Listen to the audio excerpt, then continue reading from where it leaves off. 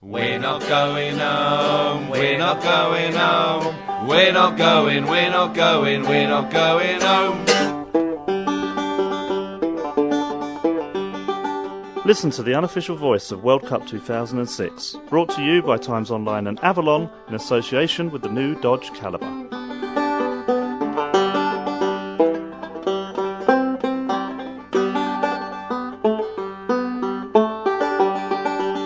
Hello and welcome once again to the Baddiel and Skinner World Cup podcast. In this podcast, we hear of a strange Wayne Rooney sighting. The great Graham Poll mystery is explained. Angus Deaton talks about holes, and we discover the dark secret of the Swedish manager. Well, we're in the Mo Hotel, fantastically, for anyone who listened to the podcast recently. It's not it's not actually a Mo Hotel, is it? Well, I haven't seen it's many not a Mo's gay hotel so either. Far. It's in Stuttgart, actually, because we've just got back, a few hours ago, actually. We got back from the England... You've forgotten Ecuador game. Yeah, it wasn't a game that's really stuck in my memory. Can I say, when we're doing this, we're sitting in Roach's hotel room, which has got two single beds in it. It's nice, isn't it?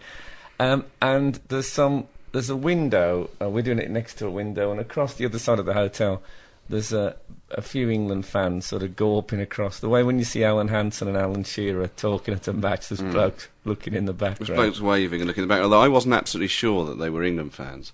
So one of them appeared to have an orange hat on, so if they don't recognise us, I think they think we might be part of some Al-Qaeda cell, sitting here with an awful lot of equipment very late at night, just seeing me apparently relaying secret messages to somewhere. I'm a bit worried what they might Well, I'm waiting for that knock on the door. Anyway, we did go to the England game. Since then, we've watched the Holland-Portugal game, which was immensely enjoyable. Oh, that was one of the most entertaining games I've seen for a long while.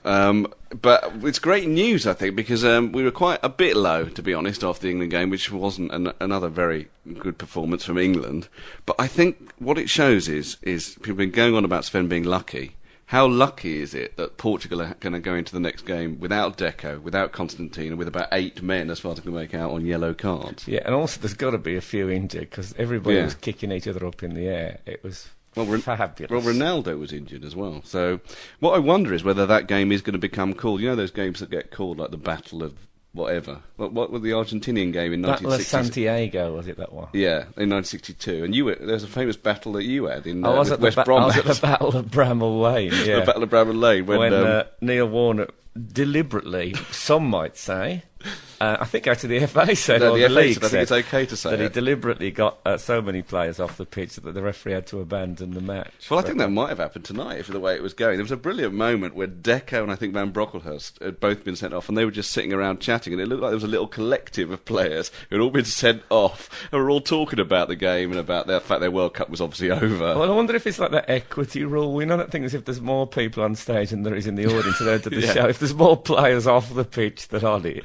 Yeah, what was brilliant though, so they were all really upset when they were sent off. 5 minutes later, they're just chatting on the side about, that ref, eh? Look at him.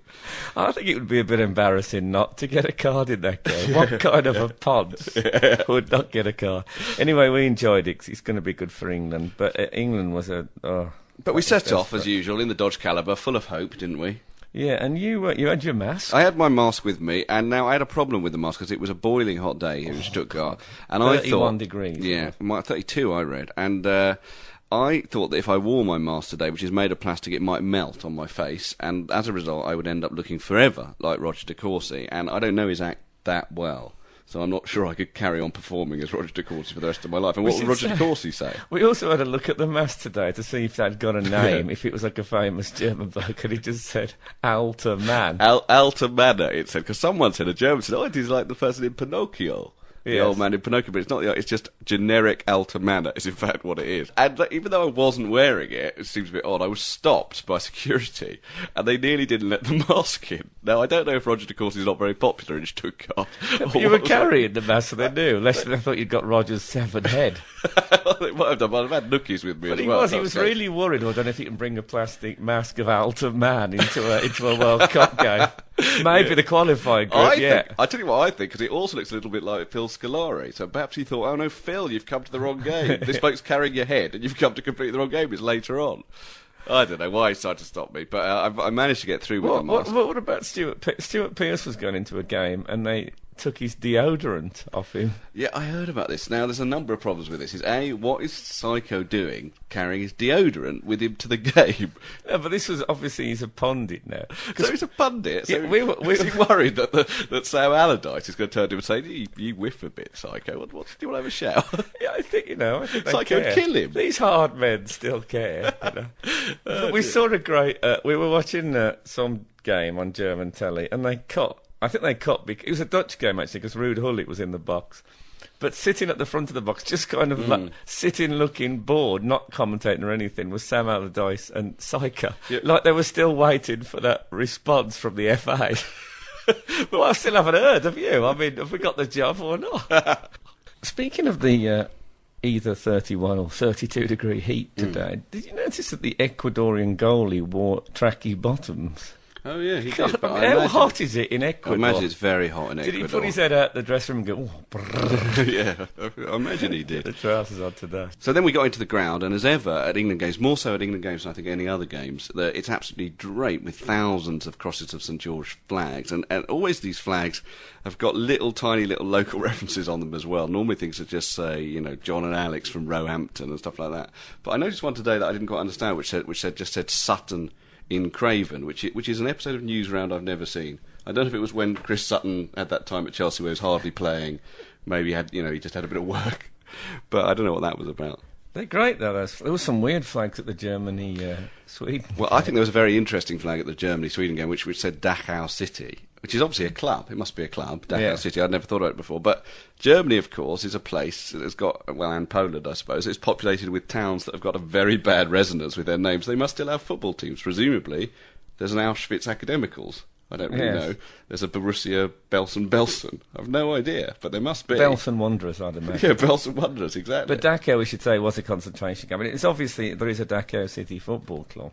Would you get that thing as when they had reports, if they were in a big match, would they say, what's the mood at the camp? Very much hope not. I think it's a good thing that those places can rebuild. But I would have thought for opposing fans, there's got to be quite a lot of chance that they could come up with to make you feel bad about your team. There's definitely an Hiroshima team in Japan in the league, in the J League. Because I saw them play. Yeah? Yeah. Did they play with a flat back four? God. God. Yeah, Ashley Cole. But no, it's wrong. There are a few things as ever that FIFA do before the game that we always think are odd. And before this game, there was a bit where we were told that the players would swap balls, was it, as a symbol of a healthier world. Is that correct? I can't quite remember. That's it. The captains would swap balls as a symbol of a healthier world. That confuses me a bit, because I don't see how that is symbolic of a healthier world.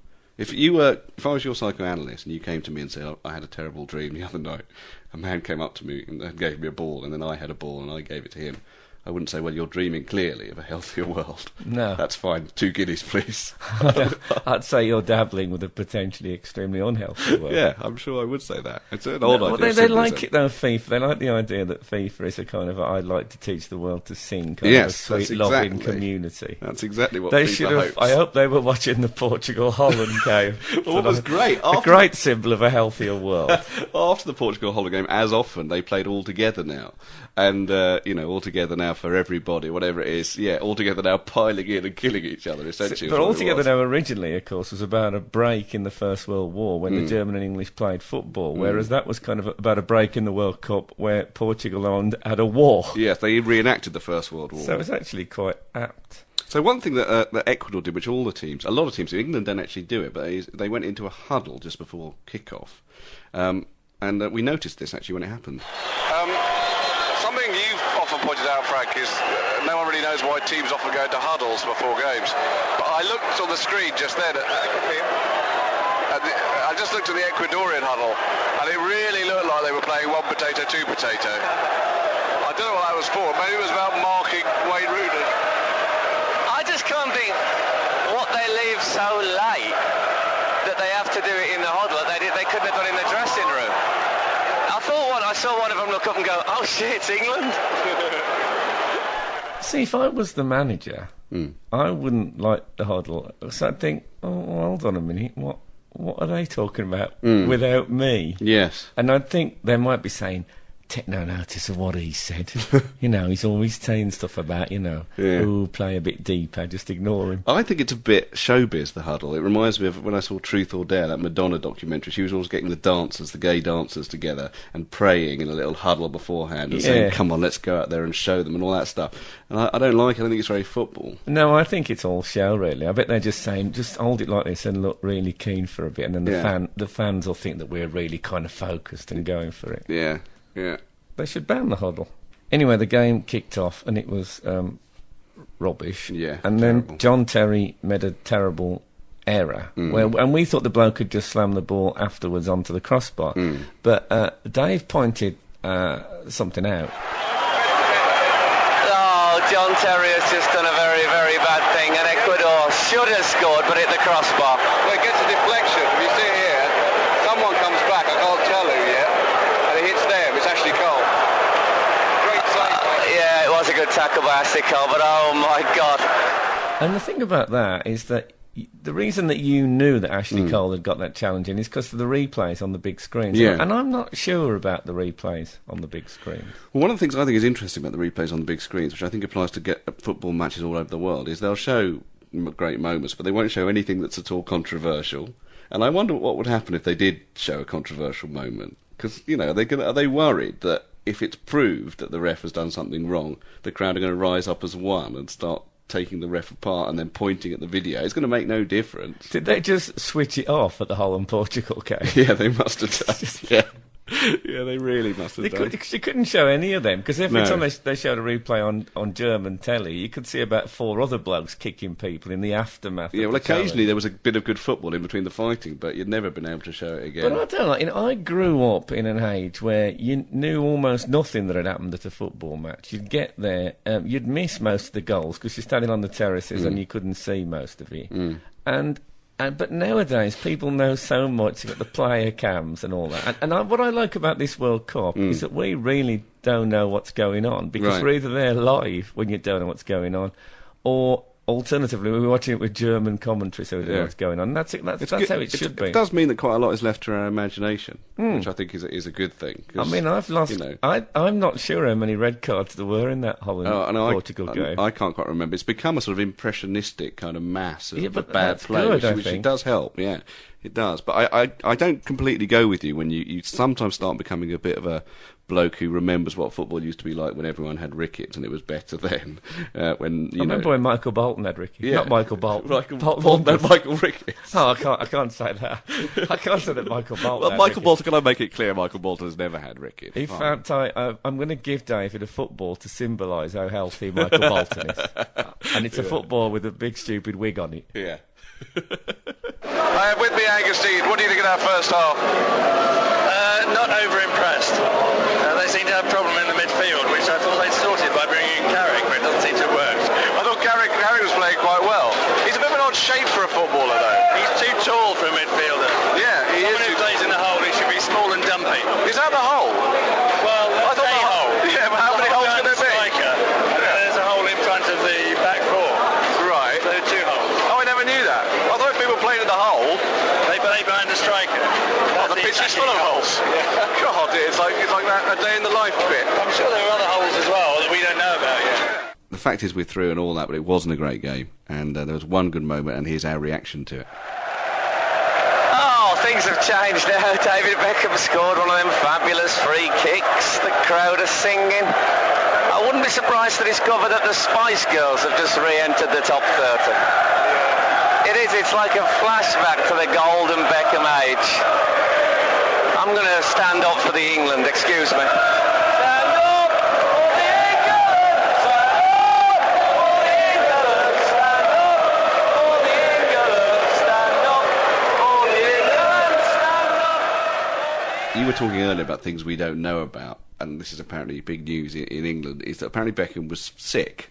like before the free kick or during the second half. We don't know exactly when. Well, we was in hospitality after the game, and the bloke got a text saying Beckham kept retching during the game, and that was all we had to go on. Which made me think that it was like my cat often retches without being sick. It made me think clearly he's doing a lot of dry retching, rather like my cat. Next thing I know, he'll be moving backwards like my cat does when she retches and have a fur ball. Do you think him and the Ecuadorian captain exchange fur balls to symbolise healthy cats? Well, yeah. Well, I presume if you do have a fur ball, exchanging them might be quite good for you. Well, about that. Healthier.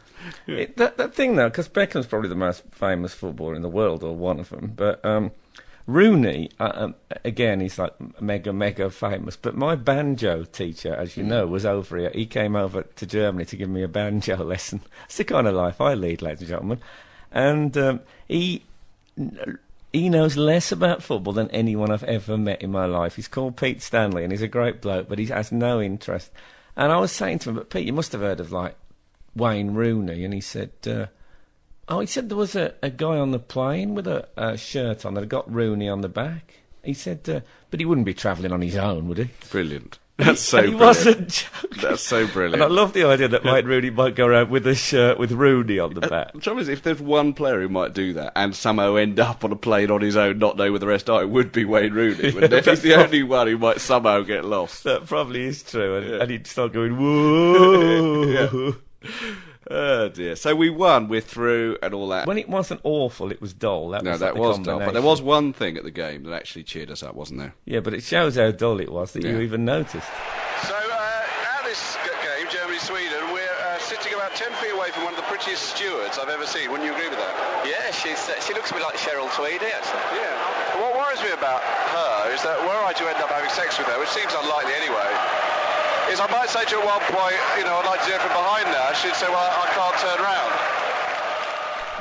Now, far be it from me to criticise you comically, but, see, I would have thought, if you're having sex with a female steward, that she would insist that she'd only have sex backwards because, they never look at the action, so they wouldn't look at you. Well, can I just say, I did actually think about that as I was saying it, but what I think I was trying to convey was the fact that as a fan, rather than a player, you're always facing the stewards. Yeah, and they're facing you. They're not allowed to, and so if she was to turn round and therefore be doing it, as it were, doggy fashion, she would then be facing the game, i.e. away from you. Do you see what I'm saying? I'm placing myself as a fan rather than a player. Yeah. As a player having sex with the steward would always be doing it doggy fashion. Yeah, because they face away from the play. Yeah, I do see now. And of course, a washable plastic bib is always a advantage, isn't it? Now, as one of my favourite players, Arjen Robben, has gone out of the tournament just this evening, we thought we'd play something which might seem a little bit out of date, but it's kind of in memory of him, which is, regular listeners will know that about 5 podcasts ago, we'd missed Arjen Robben's goal against Serbia versus Montenegro, hadn't we? We hadn't seen it on telly.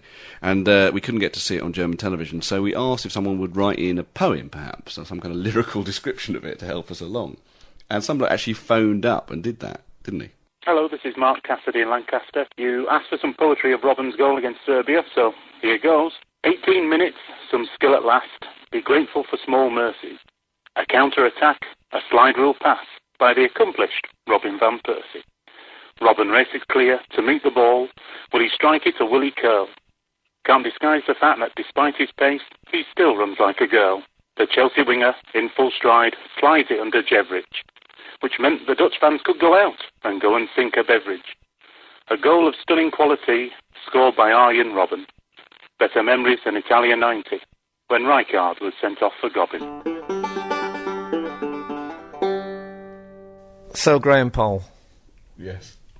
It's hard not to sing the song when you say that. Yeah, but we're not going to sing the song, are we? Okay, I won't sing the song. If anyone hasn't heard, and you all have, Graham Poll apparently had a disastrous game in the Australia-Croatia game, and including giving a bloke 3 yellows and 1 red. Well, we should say we didn't see this because the German television has made a decision just to show what it thinks of the big games, which in that case was the Japan-Brazil game, which was a very dull game, not showing what sounded like a very exciting game, which was Croatia-Australia. So the game was mainly exciting, I think, because of Graham Poll. Just reading in the papers, as far as I can make out, he didn't give a handball. He blew when the ball was on the line about to go in for Australia's equaliser in shades of Clive Thomas, and then he gave a player, Josip Simonic, 3 yellow cards without realising, obviously in the second yellow card, that he should have sent him off. I like the sound of Shades of Clive Thomas. It sounds like a collection of his short stories. Yeah. Be a great title for that. Yeah. I like I think we're one of perhaps the only sports programme ever that has extensive discussions about incidents that we haven't seen. Yes. Well, we were talking about this.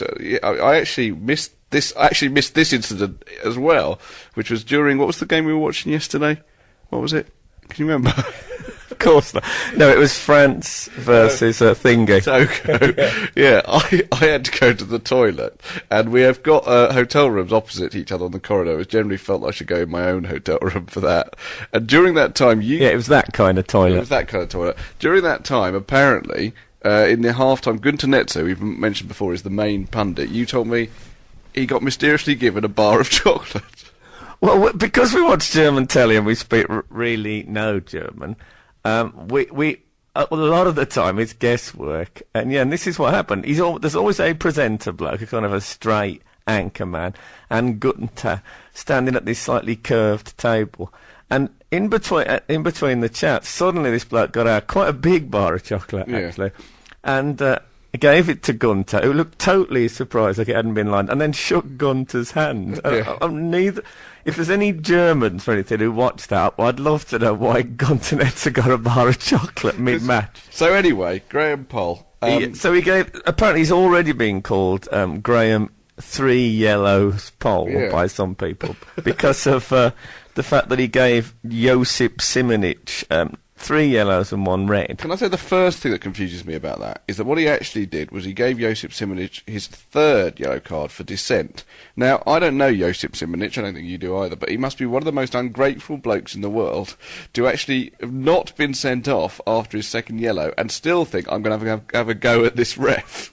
Enough for dissent. It's ridiculous. He should have been up there thanking him. Oh, thanks, Graham. I appeared to be still on the pitch after 2 yellow cards. Well done, mate. It was like pontoon, wasn't it? With Josip thinking out twist. At some point. See if I get a 5-card trick out of Graham Poll. Yeah. Well, I've heard he's a difficult bloke, but that could just be idle Josip. Yeah, indeed it might be. And you pointed out something about Mark Viduka. Didn't Mark Viduka, after Josip Simonic got his 2nd yellow card, say, hang on a minute, how many is that? Is that right? Well, Mark Viduka was in a tricky position, though, because one of those FIFA directives is that if you try and get a bloke a card, you get booked. So we went to Graham Poll, was that, how many yellows is that? And Graham said, 1. And he went, right. What would have been absolutely brilliant is if he'd sent off Mark Viduka, or even booked him for telling him the right thing, which is that he should have sent him off for that. But I wonder, Mark Viduka probably went, 1, you say? Yes, 1. Yes, 1. So he's just had 1 yellow card. You didn't give him one earlier, just to see how far he could go without getting booked. Well, according to Graham Poll, what he actually did was, I've never been quite sure about this, but the referee has like a list of the team in front of him, and he writes down if a player gets a caution. So when he gave Josip Simonic his 2nd yellow card, Josip Simonic is in fact the number 3 for Croatia. He actually wrote down the Australia number 3. Now, in my experience, right, whenever a player tries to get a yellow card rescinded, it never works. But I wonder if the Australia number 3 has managed to get that yellow card rescinded. I don't know if there's a rescinded. It's the only time you ever say rescinded in it, talking about card. Yeah, it's like adjudged in that respect. The ball is only ever adjudged to be able. You never use adjudged in any other case. The other thing is tickets are changing hands. What else changes hands? Nothing ever changes hands. Anyway, so I forgot what we was talking about now. Well, Sepp Blatter has tried to sort of come in on it and sort it out, and has sort of been a little bit supportive, because he's tried to spread the blame, hasn't he, and say that it's not just Graham Poll's fault. There are 5 officials there. Who knew there was actually a 5th official? God knows what he does, because the 4th official only has to hold up a board and occasionally tell the managers to get back in their meter. So what on earth does the 5th one do? Well, you write it if you're a 5th official. You got nothing else to do. Yeah, tell us what on earth you do. But write it in the right column without you sending it to the Guardian podcast. Yeah. But what Sepp Blatter says is that they're all wired up for a start, so one of them should have told him. He actually goes so far as to say, we've got a quote here, it's something like, someone should have run on the pitch, said, stop, to Graham Poll. Now, what worries me about that is surely a steward. If someone did that, a steward would have stopped them and a policeman would have arrested them thinking it was a fan. Yeah. He said, it's like a blackout. That's why I say we are all human beings. Is that why Sepp says we're all human beings? Yeah. Well, presumably during the Second World War, Sepp would have been going around saying we're all human beings the whole time during the Blitz. No one would have... Well, they'd have heard him. They wouldn't have seen him. Why not? Because the blackout. Because the blackout, yeah. No, but I'll tell you, during the blackout, what we needed was someone running on saying, stop, to the Nazi bombers. That's what we needed. Hey, we've got an amnesty on those jokes, I think. Yeah, I'm a bit worried that Sepp might have been in one of those bombers as well. I don't like the officials being wired up as well. I mean, I thought Graham Poll was on a glucose drip in the pictures. Maybe that explains he's actually critically ill. He's very, very sweaty, isn't he? Very sweaty. So there's been a lot of responses in Britain, and some of them have been not very friendly. I have to say, I've never been a Graham Poll fan, but I think it's really over the top. This is about his career threatening and all that is really rubbish. Because players make mistakes all the time, and managers and stuff. Yes, no, I do. I feel sorry for him. And Clive Thomas, the former referee, has been incredibly supportive, hasn't he? Yeah, good old Clive Thomas says he should be put on the first plane back home, said Clive Thomas. They gave him 2 easy games to start with, and the third was a tougher one. And, as ever, when the chips are down, he loses control. He goes berserk. He totally loses it. Do you want to do this in a big Welsh accent? Because, despite my dad being Welsh, I can't really do it. Actually, I'll do it like my dad, shall I? Go on. Oh, Christ. Don't swear, Tel. Oh, as ever, when the chips are down, he loses control. He goes berserk. Oh, no, it's gone all Indian halfway through. It's got very Indian. Yeah, do you want to have a go? Well, he says, I could see something like this coming, and the incident with the 3 yellow cards was a disaster for him. That was pathetic refereeing. Yes, well, thank you, Clive. Now, one of the things he did... That's horrible. Couldn't Clive have stuck up? The trouble is with referees, they're such egomaniacs, yes. All of them, yes. Is that you never get any... They all slag each other off all the time. Yes. Well, one of the things about it is that I heard, and this might not be true, but that Uriah Rennie, like a lot of referees, has pictures of himself that he hands out to be signed. You know, for autographs, he carries photos of himself, yes. Which I think is an odd thing for a referee. But someone told me, and I haven't verified this, that Uriah Rennie's pictures are him doing martial arts. No, but he's a black belt, isn't he? It's quite an interesting thing about Uriah Rennie, which is that he's black, he's the man in black, and he's got a black belt, isn't he? Oh, that's true. I think he was in black lace as well in the 70s. I think he was. But anyway, the really ridiculous thing about Clive Thomas, and we haven't actually heard that much about this incident, what with the 3 yellows thing, is that apparently one of the things Poll was criticised for was blowing the whistle when an Australian ball was about to cross the line, which of course is what Clive Thomas has lived his whole life off ever since that incident in the Brazil game in whenever it was, 1974? Was it? Anyway, that really is the referee calling the referee black, isn't it? Calling the man in black. Calling the man in black.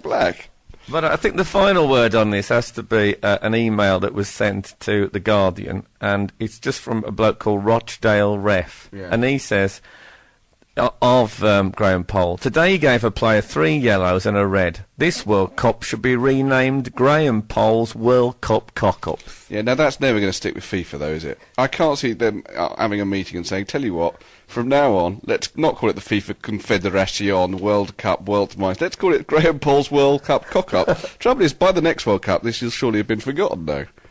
I like the idea of the commentator saying, David Beckham receives the Graham Poll's World Cup cock-ups and shows it to the crowd. The Graham Poll World Cup cock-up trophy being paraded around the ground. Will it be like the Jules Rimet trophy? It'll be like, you see this as if we're looking at a picture now of Graham Poll arguing with 2 players with his hands up. I think that'll be like the Jules Rimet trophy. It'll be him with his hands up and 3 yellow cards. I think he'll have 3 yellow ribbons and 1 red ribbon on it. Yeah.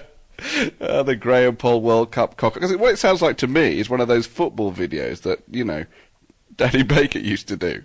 Graham Poll's World Cup cock-ups. Buy it now in HMV, the bargain basement. We'll have to redo the song. We bring back that Graham Poll's World Cup cock-ups for me. If you go into Woolworths.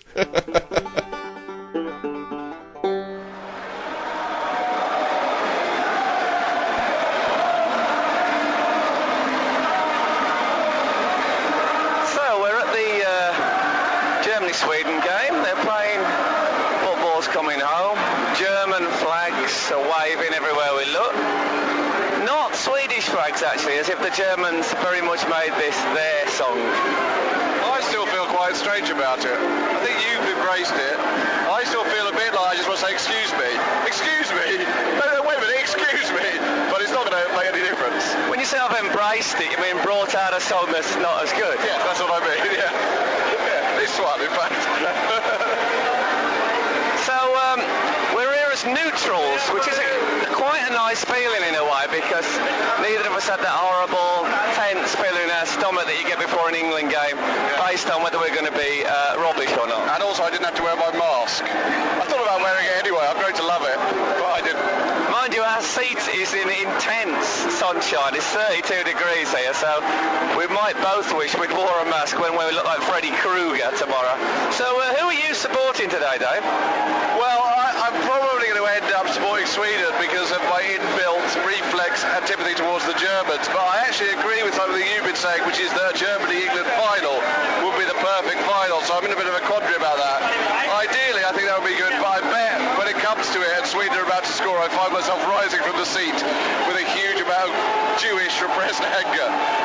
Actually, I've just remembered that I'm definitely supporting Germany because Lars Lagerbäck, the Sweden manager, claims to be a Wolverhampton Wanderers supporter and said his favourite player of all time is Kenny Hibbett.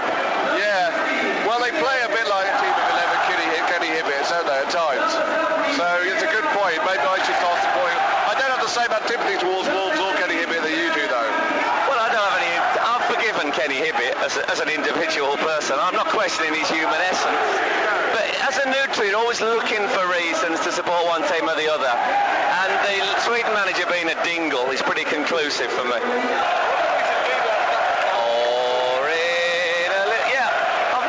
The Swedish national anthem reminds me of something. I was thinking the same at the England game. Yeah, we talked about it. It's the star of some television show. Yeah, but what it is, I don't think you'll be aware of this, but there's an old sort of Cockney 19th century street song that used to go, oh, me taters and me fresh fried fish, you can have a little if you wish, you can have it on a plate or in a dish, and this is what it sounds like, or in a little bit of paper, and they've got the or in a little bit of paper at the end of their thing, and it is about fish. I have my doubts that a whole country is basing its national identity on those lyrics. Game's about to start. Come on, you Germans. Slap a dingle. So now I'm very pleased to say that I have with me Louis Armstrong. Mr. Armstrong, I wonder what you think the FIFA reaction will be to the way that the Holland-Portugal semi-final was played out. Well, I can say it's gonna be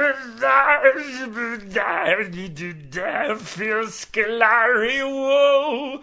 Ooh, in the deck of a dive, the referee won't get the final no. And do you think that in the England camp they'll be pleased now to play Portugal with an obviously weakened side? Well, the way England's playing, I don't think they'll be pleased to play. Sorry, Louis, could I just stop you for a second? Could you just try and make your reply just a tiny bit clearer?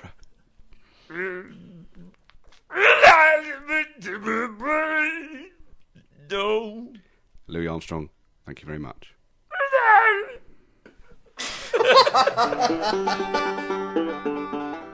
We had an email from our old mate Chig69, and Chig, who may be a male or a female, who can say, it says, now that Graham Poll has embarrassed himself and FIFA on the world stage, what will Sepp and his mockers decide to do with him?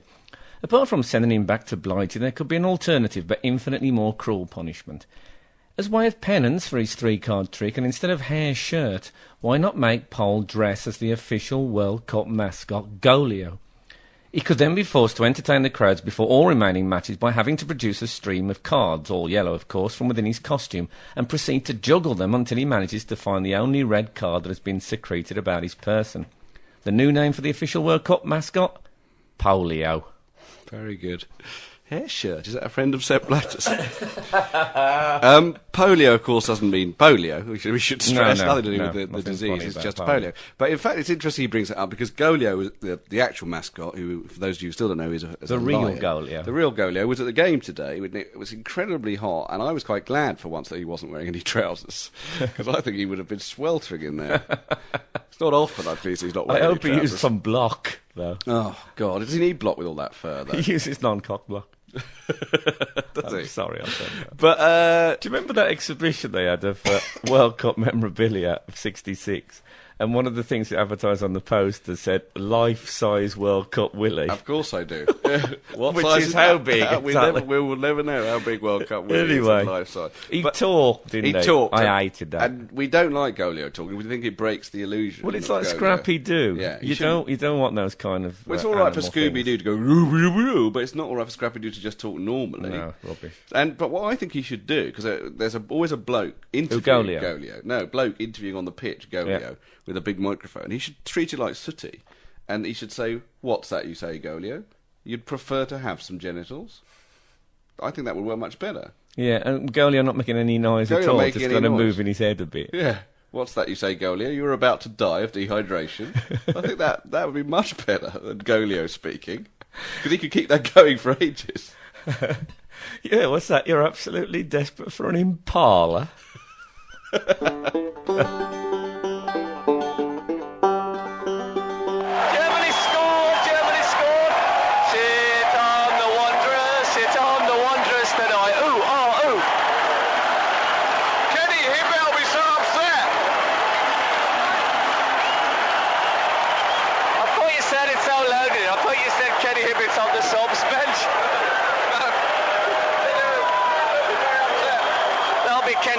I've got a horrible feeling that a new, really, really good German team is being born as we sit and watch this. Oh! And that was nearly a brilliant goal. But not only are they being born, the natural attitude of the German football team is supremely self-confident. They haven't had that for about a decade, and they've got it again now. The thing is, when they didn't have it, they still managed to get to a World Cup final. Now they look scary. Because the good thing about recording after half an hour is if Sweden come back and wallop them, we'll look very... Oh, what a goal! What a goal by Schweitzer! The referee hasn't given it! Oh, that was a really brilliant goal by Schweinsteiger. Oh, man. So it's a penalty to Sweden. You can hear how the German fans feel about it. Here he goes. Oh, the bar! Terrible penalty. Worse than Peter Crouch's against Jamaica. Except Peter Crouch tried a tricksy one. Be honest though, I know we have a Peter Crouch amnesty, but not a joke, a serious football question. If we get a penalty against Ecuador and Peter Crouch takes it, what's his chances out of 100 of scoring? 4. Yeah, I was going to say 3. But I admire your optimism. I really like it at this World Cup. There's so much football to see. But there's one thing that makes me wish I was at home with BBC One or even ITV. How I hate the Mexican way when I'm at a match and sat. Can we perhaps just face the fact it's only done by twats? How I hate the Mexican wave. I'd like to see those who do it cold. I even hate it when commentators say it's a sign that the match is dull. I hate to see it come around the ground. I hate to hear it swell. When people shake their hands in readiness, I'm in the most desolate hell. They did it at the Ecuador game. What a stupid sight it made. The only thing that was possibly worse was the way that England played. How I hate the Mexican wave. It really makes me sick. And besides, at my age, I'd really prefer to sit. So if I see you doing it or waiting in anticipation, I should warn you that just on this point I wouldn't mind having a hooligan's reputation. I wouldn't mind having a hooligan's reputation. And to commemorate getting into the quarter-finals of the Graham Poll World Cup cock-ups, the German crowd are singing the instrumental version of the Graham Poll song.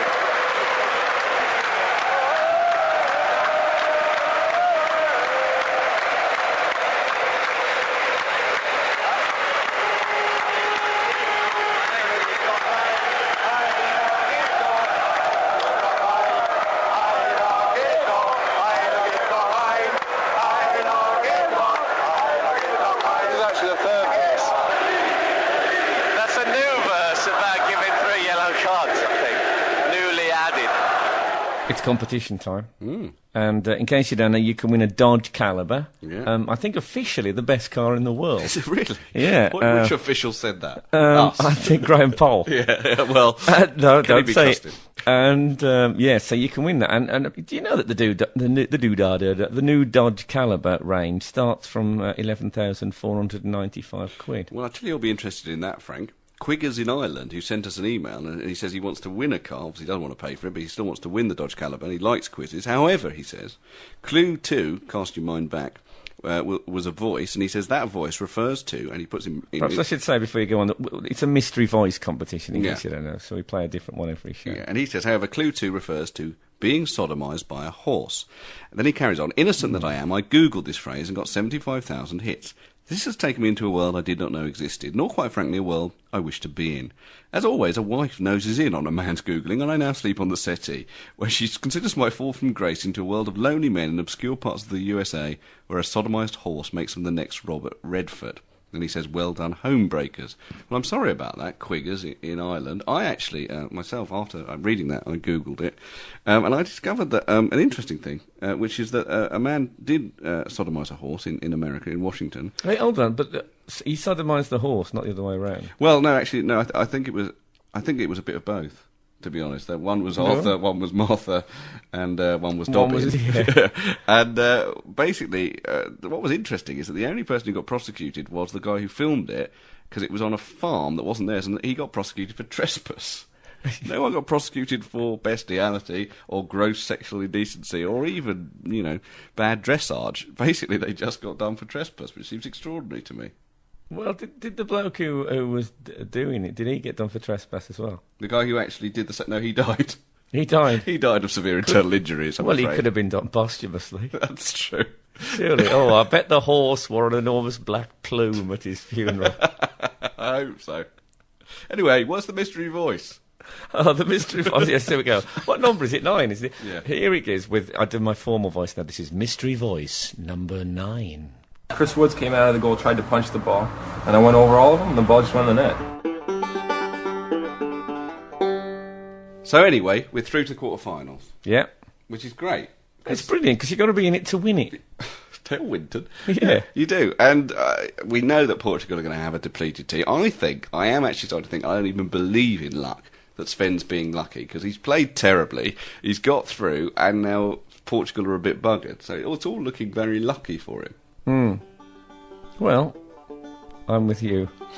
Good day to you. Good day to you. Listen to the unofficial voice of World Cup 2006, brought to you by Times Online and Avalon in association with the new Dodge Caliber.